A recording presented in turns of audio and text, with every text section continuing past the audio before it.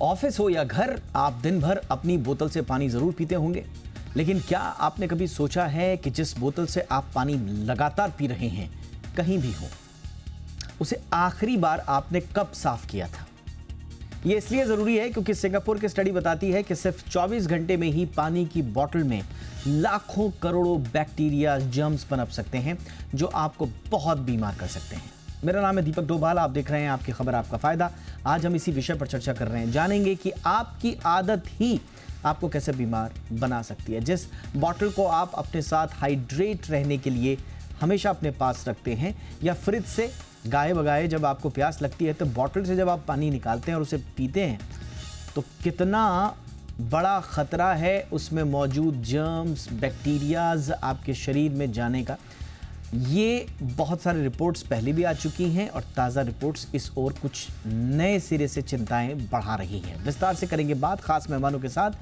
पहले ये report.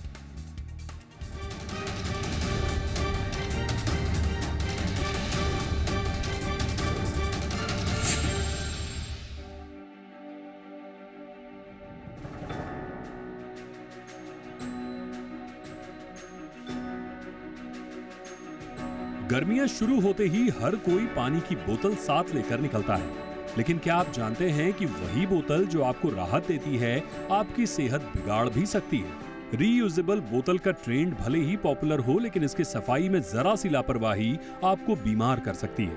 America की पर्ड्यू यूनिवर्सिटी की रिसर्च के मुताबिक पानी की बोतल को सही तरीके से साफ न करने पर उसमें बैक्टीरिया की परत जम जाती है जो पानी पीने पर आपकी सेहत को नुकसान पहुंचा सकती है। इस रिसर्च में रोजाना इस्तेमाल होने वाली बोतलों को शामिल किया गया है। जो बोतलें साफ नहीं थीं, उनमें बैक्टीरिया की मात्रा काफी अधिक पाई गई। लिसेस्टर यूनिवर्सिटी की स्टडी के अनुसार भले ही हम नल का पानी पीते हैं, लेकिन वो पूरी तरह से बैक्टीरिया फ्री नहीं होता। रिसर्च में सामने आया है कि कमरे का तापमान 20 डिग्री था, उस दौरान बोतल बंद पानी में बैक्टीरिया तेजी से बढ़े। सिंगापुर में हुई एक स्टडी के मुताबिक अगर आप रीयूजेबल बोतल का इस्तेमाल करते हैं तो उसे रोजाना साफ करना चाहिए, क्योंकि 24 घंटे के अंदर बोतल में बैक्टीरिया की संख्या 75,000 प्रति मिलीलीटर से बढ़कर 10 से 20 लाख प्रति मिलीलीटर तक पहुंच सकती है। रिसर्च में यह भी पाया गया कि बोतल में बैक्टीरिया सिर्फ पानी से नहीं बल्कि लापरवाही से भी पनपते हैं। जब आप बार बार बोतल से पानी पीते हैं तो आपकी लार उसमें चली जाती है, जिससे बैक्टीरिया को पोषण मिल जाता है। जिन लोगों की हैंड हाइजीन सही नहीं होती, उनकी बोतलों में ई कोलाई भी पनप सकते हैं। हालांकि ज्यादातर बैक्टीरिया हानिकारक नहीं होते, लेकिन कमजोर इम्यूनिटी वाले लोगों के लिए ये गंभीर संक्रमण का कारण बन सकते हैं। इससे डायरिया, उल्टी और पेट में इंफेक्शन जैसी समस्याएं हो सकती हैं। पानी की बोतल में एंटीबायोटिक रेसिस्टेंस बैक्टीरिया भी हो सकते हैं जो इलाज को मुश्किल बना देते हैं। एक्सपर्ट्स के मुताबिक पानी की बोतल को रोजाना गर्म पानी और डिश वॉशिंग लिक्विड से साफ करना चाहिए। बोतल को कम से कम 10 मिनट के लिए झागदार पानी में छोड़ें, फिर गर्म पानी से धोकर एयर ड्राई करें। अगर संभव हो तो बोतल को डिश वॉशर में सैनिटाइज करें। बोतल का ढक्कन, स्पाउट और स्ट्रॉ भी अच्छी तरह से साफ करें। विशेषज्ञों का मानना है कि स्टील या ग्लास की बोतलें प्लास्टिक की तुलना में ज्यादा सुरक्षित होती हैं। प्लास्टिक की बोतलों में मौजूद बीपीए जैसे केमिकल्स पानी में घुल सकते हैं, जिससे हार्ट डिजीज, डायबिटीज और हार्मोनल इनबैलेंस का खतरा बढ़ सकता है। स्टील और ग्लास की बोतलें बैक्टीरिया के लिए कम अनुकूल होती हैं और आसानी से साफ भी की जा सकती हैं। तो अगली बार जब आप अपनी पानी की बोतल रिफिल करें तो उसे साफ करना ना भूलें, क्योंकि ये छोटी सी लापरवाही आपको बड़ी बीमारी दे सकती है। ब्यूरो रिपोर्ट, जी मीडिया। बहुत खास मेहमान इस वक्त हमारे साथ जुड़ चुके हैं। स्वागत करते हैं डॉक्टर विभू मित्तल साहब का। गैस्ट्रोएंटरोलॉजिस्ट हैं, मैक्स हॉस्पिटल से जुड़े हुए। बहुत बहुत स्वागत है डॉक्टर मित्तल आपका। Good evening. हमारे साथ हैं प्रदीप चक्रवर्ती साहब, पूर्व डायरेक्टर फसाई के। बहुत बहुत स्वागत है चक्रवर्ती साहब शो में आपका। और हमारे साथ हैं प्रीति महेश, रिसर्चर और एनवायरमेंटल कैंपेनर हैं। प्रीति जी, आपका भी बहुत बहुत स्वागत है। डॉक्टर मित्तल, चर्चा की शुरुआत आप ही से कर रहे हैं। बड़ा ये आम रोज़मर्रा के जीवन का हमारा हिस्सा है कि हम बॉटल से पानी पीते हैं, बट बहुत कम हम ये सोच पाते हैं कि जिस बॉटल को हम रेगुलर इस्तेमाल कर रहे हैं, दरअसल वो अगर उसमें हाइजीन प्रॉपर ना रखी जाए तो बहुत ख़तरा शरीर को हो सकता है। थोड़ा सा विस्तार से बताएं सर, ये बॉटल की हाइजीन कितनी इम्पोर्टेंस रखता है हमारे जीवन में? हम जो भी खाते पीते हैं, और पानी तो हम सबसे ज़्यादा पीते हैं, उसकी हाइजीन बहुत इंपॉर्टेंट है। हम इसको फूड हाइजीन भी बोलते हैं। सिर्फ पानी ही नहीं, खाने की हर चीज़, उसको बनाने वाले ने कैसे, या उसको जैसे पानी की बोतल की बात करें तो उसको भरने वाले की हाइजीन कैसी थी, उस बर्तन की हाइजीन कैसी थी, वो कितनी साफ़ था, और फिर उसके अंदर वाला पानी कितना साफ़ था। तो इसी तरीके से अगर हम ये इस बॉटल की बात भी करें तो हमने जब भरा या उसको बॉटल को हम हैंडल कर रहे हैं, हमारी हाइजीन कितनी साफ़ है। अगर हम अपनी टॉयलेट हाइजीन ठीक नहीं रखते हैं तो हमारे हाथ से भी उस बॉटल पे गंदे बैक्टीरिया कीटाणु आएंगे। वो बॉटल कितनी साफ़ है और उसमें कैसा पानी हम भर रहे हैं, ये सब इम्पोर्टेंट है। इससे इन्हीं सब चीज़ों की साथ हम इन्फेक्शंस के रेट को कमती बढ़ती होते देख सकते हैं। हालांकि बॉटल की हाइजीन एक छोटा हिस्सा है। आप पानी की हाइजीन भी अपने आप में बहुत इंपॉर्टेंट है, but everything counts. Absolutely sir.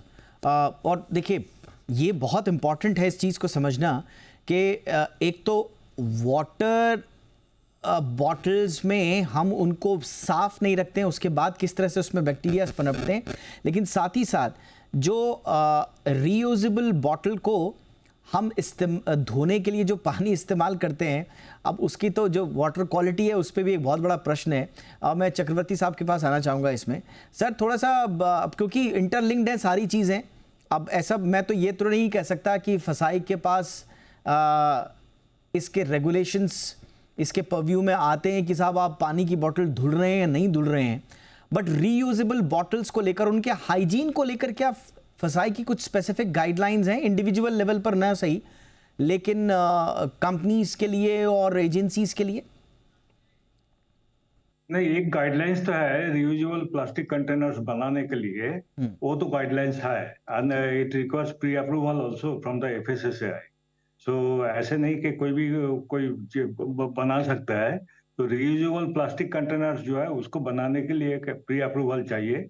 I am also working on one company who are willing to do this project actually. So वो तो है फसाई के पास, but the thing is actually ये जो माइक्रोप्लास्टिक्स का इशू जो है और ऐसे बैक्टीरियल इन्फेक्शन का जो इशू है, ये तो actually common hygiene and sanitation का इशू है। And we know that simple washing removes 90% bacterial load. So washing is very important. So and washing with potable water and good quality water also, because nowadays actually it is very difficult to get good. Even the municipal supply water also found to be contaminated in some places.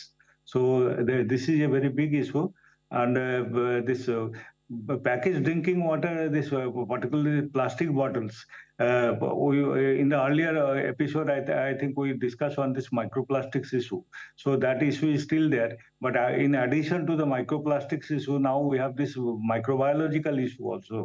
So that has to be taken care of. Absolutely. अब जब हम reusable plastic bottles, खासतौर से इसमें plastic का एक बहुत बड़ा एक इशू आ जाता है। प्रीति जी थोड़ा हमें बताएं, क्योंकि बार बार यही नहीं, इससे पहले की भी जो स्टडीज़ आई हैं वो स्टेनलेस स्टील और ग्लास बॉटल्स को ज़्यादा प्राथमिकता देते हुए नज़र आते हैं कि कंपैरेटिवली उन्हें साफ़ रखना ज़्यादा आसान है और हाइजीनिक भी है। तो कैसे स्टेनलेस स्टील या फिर ग्लास बॉटल का जो प्रोडक्शन है वो कैसे मोर सस्टेनेबल एक चॉइस हो सकती है बजाय कि plastic in long term? Ma'am, आपने बहुत ही सही पॉइंट बताया है कि ये जो प्लास्टिक की बोतल है उसमें जो खतरा है वो ज़्यादा है, स्पेशली क्योंकि प्लास्टिक की बोतलें जो मार्केट में आती हैं उनमें काफ़ी सारे केमिकल्स होते हैं, जैसे बीपीए हैं।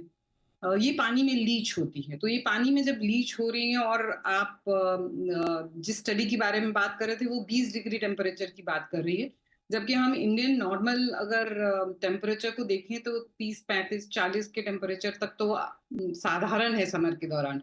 तो इस दौरान जब आपका पानी का बॉटल मार्केट में पड़ा है किसी दुकान में, तो उसमें किस तरह की बैक्टीरियल अगर थोड़ी सी भी अगर उसमें कंटामिनेशन है तो वो कितना ग्रो कर सकता है उस टेम्परेचर में, और वो केमिकल लीच आउट हो सकती है। और नैनो प्लास्टिक और माइक्रो प्लास्टिक की इशू जो है वो प्लास्टिक बॉटल में बहुत ज्यादा प्रोमिनेंट है ऑब्वियसली। बट उसी कंपैरिजन में जब हम बात करते हैं कि स्टील की बॉटल है या ग्लास की बॉटल है, वो काफी हद तक सेफ है। बट क्लेanलीनेस की इशू जो कि इस स्टडी में बाहर आई है वो उनमें भी लागू होगी, बट मैं जैसे बताऊंगी अगर आपको तो उसको क्लीन करना ज्यादा आसान है प्लास्टिक की बोतल के कंपैरिजन में। तो मेरे ख्याल से ऑब्वियसली एक ग्लास या स्टील या तांबे की जो बोतल है वो ज्यादा सस्टेनेबल है इन लॉन्ग टर्म, और सेफ्टी के हिसाब से भी वो बेटर है। एब्सोल्युटली। वापस डॉक्टर साहब के पास चलेंगे। डॉक्टर मित्तल, जो इसमें बार बार एक बैक्टीरिया की बात की जा रही है, ई कोलाई या दूसरे भी जो हैं, क्लिप्सिला ग्रिमनोटलाई, अगर मैं इसका प्रोनाउंसिएशन सही कर पा रहा हूँ तो थोड़ा सा बताइए कि ये कैसे क्रोनिक हेल्थ इश्यूज़ पैदा कर सकते हैं और इंडिविजुअल्स को करना कैसे चाहिए एक बॉटल को साफ तरीके से, ऑलमोस्ट वो मेडिकली जो स्टेरलाइज हो जाए उस तरह का, उसके लिए क्या करना होगा? देखिए, हमारे आसपास हमारे पर्यावरण में हर जगह बैक्टीरिया है। जो हम सांस ले रहे हैं उसमें बैक्टीरिया है, जो पानी है उसमें बैक्टीरिया है। ज़्यादातर बैक्टीरिया हमें नुकसान नहीं पहुंचाते हैं, पर कुछ पैथोजेनिक बैक्टीरिया, पैथोजेनिक माने जो हमें इन्फेक्ट कर सकते हैं, जो बीमार कर सकते हैं, उसका सबसे कॉमन अगर हम पेट से संबंधित बीमारियों की बात करें तो ई कोलाई है ना। तो ई कोलाई, क्लिप्सिला, ये सब पैथोजेनिक बैक्टीरिया हैं। तो पैथोजेनिक बैक्टीरिया को कम करने के लिए स्टेराइल हमें नहीं चाहिए। स्टेराइल का मायना हुआ कोई बैक्टीरिया नहीं वाला काम नॉर्मल पानी की बोतल के लिए नहीं चाहिए। जो हमें चाहिए साफ के लिए ये पैथोजेनिक बैक्टीरिया नहीं होने चाहिए। उसके लिए जैसा हम बार बार स्टडी में भी है और हमारे दोनों गेस्ट ने भी पॉइंट आउट किया, एक साफ बॉटल और साफ हाइजीन। बॉटल तो बड़ी साफ है पर मैं हाथ ही नहीं धोता हूँ, तो जो मेरे हाथ से बैक्टीरिया बॉटल पे आ रहा है वो भी मेरे अंदर जाएगा, पानी में भी जाएगा और मेरे अंदर भी जाएगा। सो साफ बॉटल जिसको हम डेली बेसिस पे एटलीस्ट एक बार प्रॉपरली साफ करें, जैसा स्टडी में भी बताया गया है, मैम भी जिक्र कर रही थी कि उसको पानी से, साबुन से और फिर एक गर्म पानी से उसको साफ किया जाए और बॉटल को हैंडल भी बाहर से भी साफ हाथों से करें। तो ये चीज़ इम्पॉर्टेंट रहेगी हमारी बॉटल से रिलेटेड। जो भी आप बैक्टीरियल कंटामिनेशन की बात कर रहे हैं उसके लिए, ये जो बैक्टीरिया जब हमारे शरीर में जाते हैं तो पेट के इन्फेक्शन, सेप्सिस, इन सब के लिए रिस्पॉन्सिबल होते हैं। अगर हमारे एक साथ कोई इम्यूनो डेफिशिएंट, कोई बुजुर्ग है, कोई डायबिटिक है, उस तरह का इंडिविजुअल है, तो उसको थोड़ा विशेष ध्यान रखने की ज़रूरत रहनी चाहिए। Absolutely sir. मेरा सर आप ही से सवाल होगा before I go to my other guests. ये जो सोर्स ऑफ कंटेमिनेशन का इसमें जिक्र किया गया है कि जो माइक्रोब्स हैं वो कई तरह से इंट्रोड्यूस हो सकते हैं आपका सलाइवा से, through unwashed hands, external surface. माना हम जिम में जाते हैं, जिम में इक्विपमेंट्स टच करते हैं और उसके बाद फिर उन्हीं का इस्तेमाल हम पानी के थ्रू अपने बॉडी में उसको, आमतौर पर हम देखते हैं ऑफिसेस में डेस्क होते हैं, मल्टीपल लोगों द्वारा वो यूज्ड होते हैं, उनमें हम जब जाते हैं काम करते हैं उतना ध्यान नहीं रखते हैं और फिर वो हमारे शरीर में चले जाते हैं। तो ये कितना इंपॉर्टेंट है कि अवेयरनेस रहे सोर्स ऑफ कंटेमिनेशन के बारे में डॉक्टर साहब?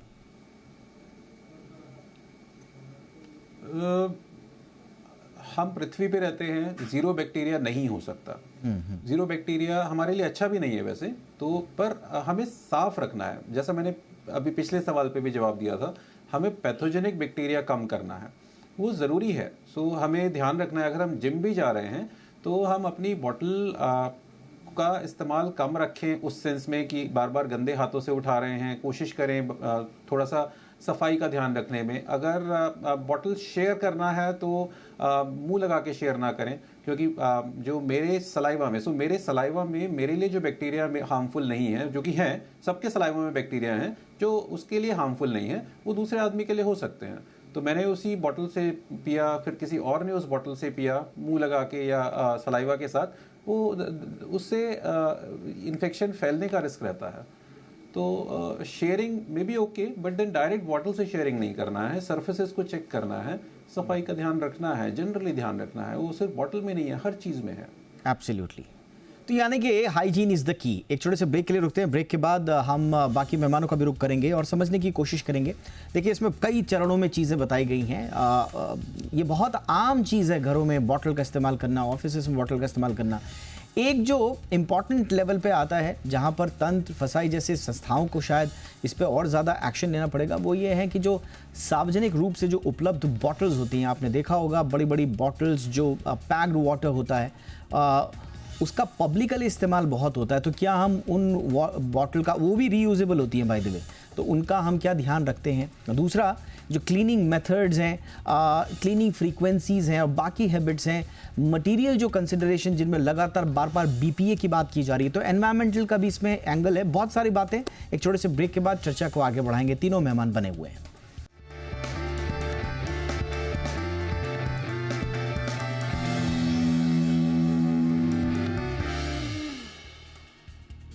ब्रेक के बाद आपका स्वागत है। प्रदीप चक्रवर्ती जी, आपके पास आना चाहूँगा। और जो सार्वजनिक रूप से जो बॉटल्स उपलब्ध होती हैं, मैं तो सिर्फ बॉटल्स को ही नहीं, मैं तो बोलूँगा कोई भी पात्र है, चाहे वो होटल्स में इस्तेमाल हो रहा है, चाहे सार्वजनिक स्थलों पे इस्तेमाल हो रहा है, उनकी रेगुलर उनकी हाइजीन मेंटेन रहे, वो इस तरह के बैक्टीरियाज का गढ़ ना हो, एक पब्लिक हेल्थ का कोई क्राइसिस उत्पन्न ना हो जाए उनसे, इसके लिए क्या रेगुलर मॉनिटरिंग फसाई की ओर से या फिर हमारे कंसर्निंग एजेंसीज और ऑफिसर्स की ओर से होती है सर? क्या कोई सिस्टम इन प्लेस है? देखिए, ऐसे तो हम लोग we have already expressed our concern about this microplastic issue, and that's why actually in Mumbai and some other, even in Delhi also, most of the restaurants are they are using glass bottled water, glass bottles, and even in Bangkok also I had been there, and I have seen that not a single restaurants are using plastic bottles.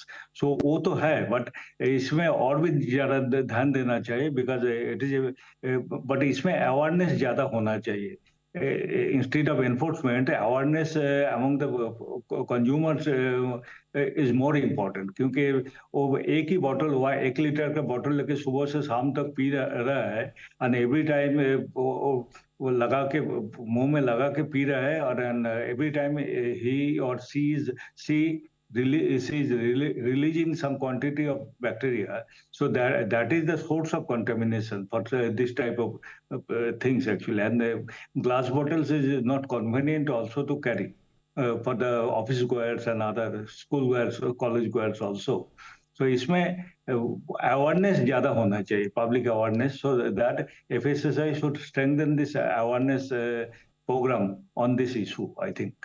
Absolutely, ये awareness का issue ज़्यादा है, हम तो बार बार कह रहे हैं, but एक इंडिविजुअल लेवल पे अवेयरनेस के साथ साथ क्या इस अवेयरनेस में हमारी एजेंसीज जो हैं वो भी अपना रोल निभा सकती हैं? इसी पर हम थोड़ा सा विस्तार से चर्चा करना चाह रहे थे। प्रीति महेश, थोड़ा सा बताएं मैम, क्योंकि हम बीपीए की भी बात कर रहे हैं, जो प्लास्टिक बॉटल्स में leach chemicals like BPA and जिससे बहुत सारे हेल्थ रिस्क जो है वो लिंक्ड हैं, तो क्या एजेंसीज लेवल पर, सरकारी लेवल पर कुछ होना चाहिए, पॉलिसीज के लेवल पर कुछ होना चाहिए, या फिर आम इंडिविजुअल को ही हमें ज़्यादा से ज़्यादा सेंसिटाइज करना होगा? आपके सजेशंस? मेरे ख्याल से दोनों को एक साथ ही चलना पड़ेगा। एक कानून की ज़रूरत है, या एक फ्रेमवर्क की ज़रूरत है, जहाँ ये प्लास्टिक बॉटल्स को डिस्करेज किया जाए और बाकी जो मटेरियल है उनको मुझे लगता है कि पॉपुलराइज करने की ज़रूरत है, और ये अवेयरनेस के थ्रू भी हो सकती है। बट इसके बावजूद मैं ये भी कहना चाहूँगी कि अगर हम काँच की बोतल या दूसरे मटेरियल की बोतल की भी बात कर रहे हैं, तो आज की तारीख में आप अगर कोई रेस्टोरेंट में भी जहाँ देखें कि काँच की बोतल रखी है, तो उसको आप देखेंगे वो सफाई के लिए नहीं बनी हुई है, उसमें उसको सफाई करना ही बहुत मुश्किल है। तो मेरे ख्याल से एक डिज़ाइन ओवरऑल चेंज करने की भी ज़रूरत है, जो कि इसको सफाई करने के लिए बेटर बना सके। तो ये ओवरऑल एक पॉलिसी की बात है, जहाँ आप रेगुलर इसकी क्लीनिंग होती है कि नहीं, आप अगर रेस्टोरेंट चेक करते हैं या एक होटल में जाते हैं, यहाँ क्या ये बोतल को भी रेगुलरली क्लीन किया जा रहा है? मेरे ख्याल से इस तरह की पॉलिसी या स्टैंडर्ड जो है वो लाने की ज़रूरत है।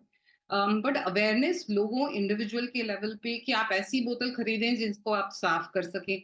आपको साफ रेगुलर करना है। मेरे ख्याल से ये एक मुहिम करने की ज़रूरत है, जहाँ लोगों को जोड़ा जाए इससे, और लोगों को बताया जाए कि ये कितना इम्पोर्टेंट है, और कुछ बैक्टीरिया हाँ अच्छी होंगी और कुछ बुरी होंगी, बट ओवरऑल एक सैनिटाइज्ड तरीके से एटलीस्ट पानी पिया जाए, क्योंकि ये बेसिक नेसेसिटी है और ये हर जगह अवेलेबल होनी चाहिए।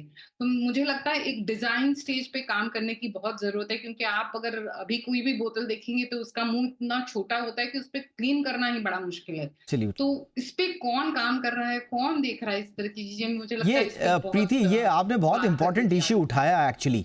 ये बहुत प्रैक्टिकल इशू है कि जो हमारी बॉटल्स आती हैं और ख़ास तौर से रीयूजेबल जो हाउस होल्ड्स में इस्तेमाल होती हैं, उनके मुंह इतने छोटे होते हैं कि उनको आप ढंग से साफ भी नहीं कर सकते। तो क्या एक पॉलिसी बनाकर इस पे, मैं चक्रवर्ती साहब से पूछना चाहूँगा। चक्रवर्ती साहब, ऐसा तो नहीं है कि हम कुछ ज़्यादा ही तय में जा रहे हैं मामले के, लेकिन ऐसा लगता है कि बॉटल साफ करने के लिए उसका जो उसका नॉजल है या जो भी उसको कहा जाता है टेक्निकल वर्ड में, वो बहुत छोटा होता है। लोग बोलते हैं कि साहब हम अंदर सफाई कैसे करें। तो क्या एक मैन्युफैक्चरिंग के लिए भी गाइडलाइंस होनी चाहिए कि ताकि जो रीयूजेबल जो बॉटल्स हैं उनकी साफ सफाई के हिसाब से उनका डिजाइन भी हो? नहीं, देखिए, as per legal metrology act 2009, so this as per legal meteorology act 2009, actually they have to prepare the package. So it is not within the jurisdiction of the FSSAI. Legal meteorology act has to be amended for this purpose, and from this organization, actually this bottle का size क्या होना है, कितना capacity होना चाहिए, ये सब legal metrology act actually इसको दे recommend and they make regulations and FSSAI only carry out the regulation. That's it. ठीक है sir, understood, valid point. But मुझे लगता है कि इसका एक ठोस आधार है। ठोस आधार इसलिए है, सिंगापुर की एक स्टडी बताती है कि वाटर बॉटल्स में जो बैक्टीरियाज हैं, अच्छे बुरे मैं उनकी बात नहीं कर रहा हूँ, ऑफ कोर्स अच्छे बुरे जैसा डॉक्टर साहब ने कहा हर तरह के बैक्टीरियाज होते हैं। बैक्टीरिया लेस लाइफ इमेजिन नहीं की जा सकती, बट अगर उसमें कुछ भी हार्मफुल है तो हमें इसको कंसीडर करना पड़ेगा, इस फैक्ट को। 24 घंटे के अंदर 75,000 से लगभग 20 लाख पर मिलीलीटर 24 घंटे में बैक्टीरियाज उत्पन्न हो सकते हैं, बढ़ सकते हैं। अब इसमें कितने हार्मफुल हैं, कितना हम शरीर को ले जाएंगे, और इसीलिए कुछ स्टडी इस ओर भी इशारा करती हैं और उनकी बड़ी बड़ी हेडलाइंस भी होती हैं डॉक्टर मित्तल, कि आपकी वाटर बॉटल शायद आपके टॉयलेट से भी ज़्यादा गंदी और हार्मफुल है। ये एक ठोस आधार बनता है कि कम से कम डिज़ाइनिंग के लेवल पर उनकी साफ सफाई हम कर सकें। डिज़ाइनिंग के लेवल पर कंसिडरेशन में तो आना चाहिए हेल्थ मिनिस्ट्री के। सर